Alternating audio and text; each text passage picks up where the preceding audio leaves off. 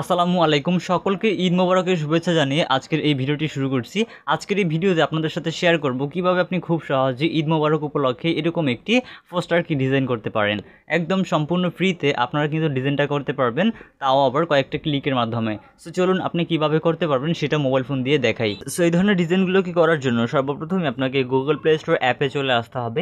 Play store অ্যাপে আসার পর একটি অ্যাপ ডাউনলোড করতে হবে। অ্যাপটিকে ডাউনলোড করার জন্য আমরা এখানে সার্চ করব পোস্টারলি লিখে।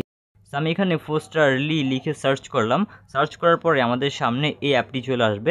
আপনারা অ্যাপের আইকনটা একটু ভালো করে দেখে নিন, আপনারা এই অ্যাপটিকে ডাউনলোড করে ইনস্টল করে নেবেন। সো এরপর এখান থেকে আমার অ্যাপটি ডাউনলোড করা রয়েছে, আপনার অ্যাপটিকে ডাউনলোড করে ইনস্টল করে নেবেন। এরপর অ্যাপটিকে ওপেন করবেন। সো অ্যাপটিকে ওপেন করার পরে আপনাদের সামনে এখানে অ্যাপসের ভিতরে যে সকল টেমপ্লেটগুলো আছে সকল টেমপ্লেটগুলো চলে আসবে। এই টেমপ্লেটগুলোর ভিতর থেকে আপনার কাছে যে টেমপ্লেটটা সব থেকে বেশি ভালো লাগবে আপনি সেই টেমপ্লেটটি এখান থেকে চুজ করবেন। সো আপনাদেরকে জাস্ট দেখানোর জন্য আমি এখান থেকে একটি টেমপ্লেট চুজ করতেছি। আপনি আপনার ইচ্ছা মতো যে কোনো টেমপ্লেট এখান থেকে চুজ করে ব্যবহার করতে পারবেন সম্পূর্ণ ফ্রিতে।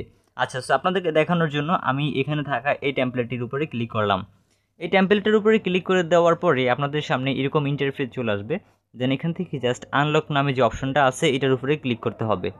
সো এরপর আপনাদের সামনে ঠিক এরকম একটা ইন্টারফেস চলে আসবে। দেন এখান থেকে আপনারা নিচে গ্যালারি অপশন পেয়ে যাবেন। গ্যালারি অপশনটির উপরে ক্লিক করবেন। এখানে থাকা গ্যালারি অপশনটার উপরে ক্লিক করলে আপনাদেরকে আপনাদের ফোনে যে সকল ফটো বা ইমেজগুলো আছে সব কিছু এখানে দেখাবে।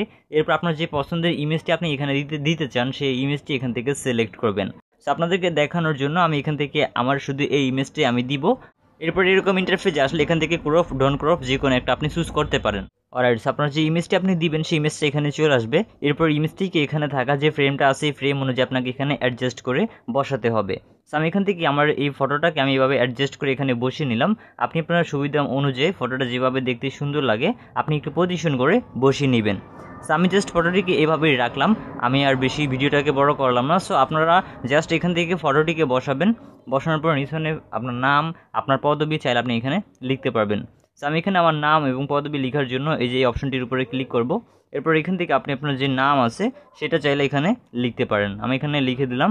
এরপর আপনার যে পদবি আছে সেটা আপনি এখানে লিখতে পারেন। সো এখান থেকে আমি আমার যে পদবি আছে সেটা এখানে লিখতে পারেন আপনি। আমি এখান থেকে জাস্ট এটা লিখে দিলাম।